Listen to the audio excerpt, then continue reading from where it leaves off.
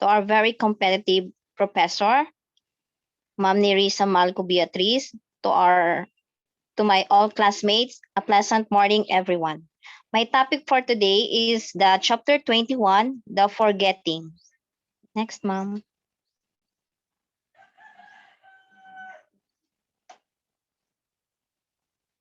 Ma'am Jayan, next po.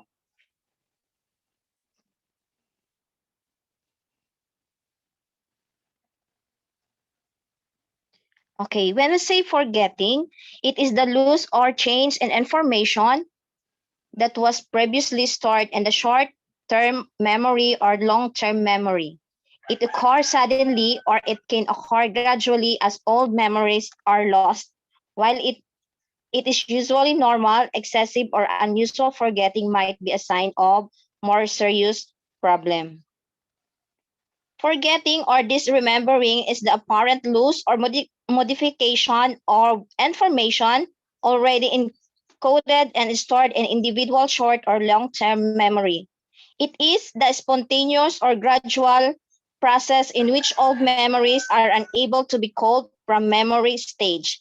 Okay, there are two types of memory, which are the short-term memory and the long-term memory. When we say short-term memory, who can read po, classmates? Ako po, ma'am. Sige po, ma'am. Thank you po. Short-term memory. It is the capacity for holding but not manipulating a small amount of information in the mind in an active, readily available state for short period of time. Okay, thank you, ma'am. Okay, when you say short-term memory, it is the capacity for holding but not manipulating a small amount of information in the mind in an active, readily available state for a short memory of time. For example of the short-term memory is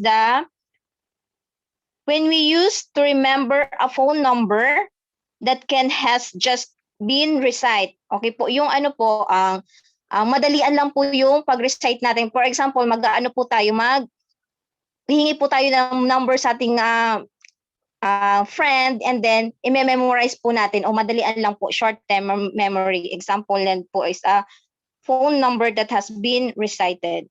Okay, next po is the long-term memory. Next po, Ma'am Jay.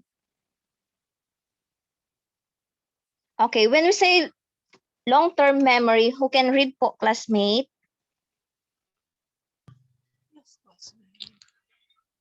Wala po, ako na lang po. Okay, when we say long-term memory, it refers to the storage of information over the extended period. It is a very informative knowledge and held indefinitely. It is defined as the contrast to short-term memory. Okay po. Forgetting refers to loss of information from long-term memory. Long-term memory, like we forget things like example po nito is once birthday, someone's name, or where we put our car case, or you come to see memory in fragile, or forgetting can be frustrating or even. Okay, another example po of long-term memory includes the recollection of important day and the distant past. For example, po nito yung birthday, graduation, wedding, and work skills you learned in your first job out of school. Long-term memory is generally well preserved in early and mid stage of Alzheimer's disease. Okay po, this is the causes of forgetting. We have 10 common causes of forgetfulness include the following. We have the aging, side effects from medication, trauma, vitamin deficiencies, cancer in the brain, infections in the brain, stress, overwork, inadequate rest, perpetual distractions, all interfere with short memory. Okay po, ito po yung mga causes ko bakit po tayo nagkakaroon ng forgetting. Number 1 po yung aging. yung aging po, pag tayo po ay nasa yung mga matanda na, 'di ba po, nakakalimot na tayo nakakalimot na po yung mga may edad na po. Yung next naman po is side effects from medication. Yung mga nasa may maintenance po, meron po pala yun na ang side effect yung pag-medicate ng isang tao. Next po is trauma. For example po nito is yung nagkaroon po ng accident and then nagkaroon po ng trauma. Pwede po itong cause ng forgetting. And then po, dito naman po sa vitamin deficiencies, hindi po yung vitamin deficiencies po, for example po, umiinom ka po ng, siguro po nasobrahan ka ng mga vitamins, hindi po bagay para sa iyo yung vitamins, kaya po nagkakaroon ng forgetting. Next po, cancer in the brain. Nagkakaroon po, yung meron pong cancer of the brain, and then po nagkakaroon po ng infection of the brain, stress. Okay, yung stress po, kaya po wag tayo pakaka-stress para hindi tayo magkaroon ng forgetting. Yan po. Next po, yung overwork. Yung overwork po, hindi po tayo masyadong trabaho, kailangan po may naman tayo ang pahinga para po hindi tayo magkaroon ng forgetting. Kasi po isa po ito yung overwork, isa po sa cause kung bakit nagkakaroon po yung isang tao ng forgetting.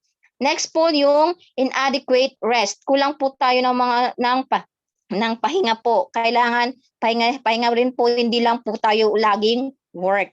And then po yung perpetual distractions of all interfere with short memory. Next po, ma'am. Okay, there are types of forgetting. We have 7 types. There are 7 types of forgetting. Number 1, prescriptive forgetting. Number 2, forgetting that is constitutive in the formation of new identity. Number 3, the structural amnesia. Number 4, the forgetting as annulment. Number 5, forgetting as planned obsolescence. Number 6, forgetting as humiliated silence. Number 7, repressive erasure.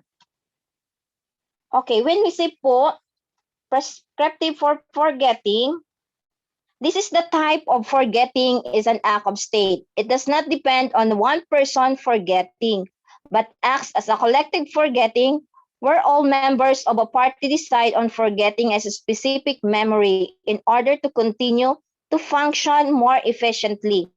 For example po ng prescriptive forgetting is when the entire student body forgets an event or breaking and entering into the school to continue to have a sense of safer atmosphere during the school time. Number 2 po, is forgetting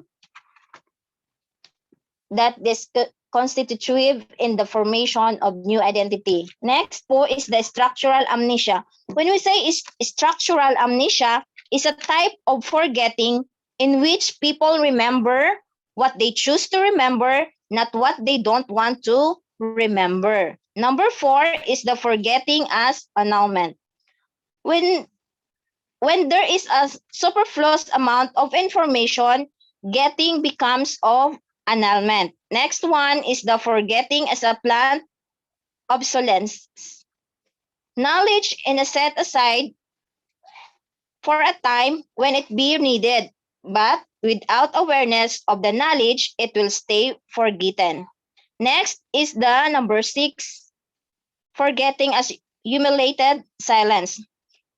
According to Cornerton's final kind of forgetting is the humiliated silence. It is the widespread pattern of behavior in the civil society, and it's covert, unmarked, and unknowledgeable. Next, last type of forgetting is the repressive erasure. Repressive erasure is the struggle of memory versus forgetting. It is the strategy used by states governments. Okay, next one there are three theories of forgetting. The 3 theories can be classified as psychological, neurochemical, and the sociological. Okay, when we say psychological, what What it comes to your mind, classmates? Hello po. Wala. Sige po, next. Ma'am J-Ann. Okay. This is the importance of forgetting. The ability to forget help us prioritize, think better, make decision, and be more creative. Normal forgetting and balance with memory give us the mental flexibility to grasp abstract concept from morals of stored information, allowing us to see the forest through the trees. Next po. Ma'am okay. Forgetting also called as Alzheimer disease. Okay. What is Alzheimer disease? Okay, read po. Okay, okay. Okay. Sige ako po. Ano po yung pag narinig niyo po yung word na Alzheimer, ano po yung nauna yung naiisip? Sige po. Alzheimer Ma'am. po, Ah, ma'am. Sakit ng mga matatanda po. Okay po. Okay, ma'am. Sakit po ng mga matanda. Ano pa po?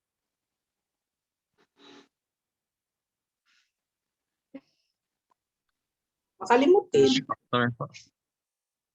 Okay. Yung tao pong Makalimutin.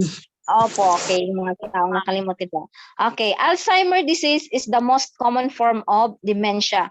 Okay po. Dementia, it is the... Okay, you can read po. Sige, ako ma'am. Sige po, sir. Okay.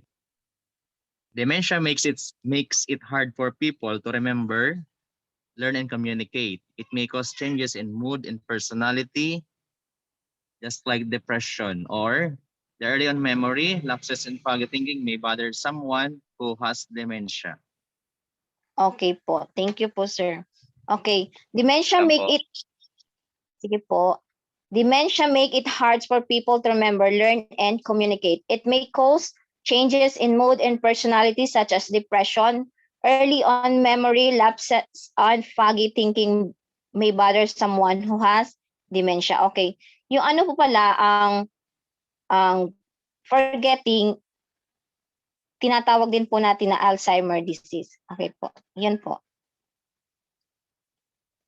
Next po, ma'am.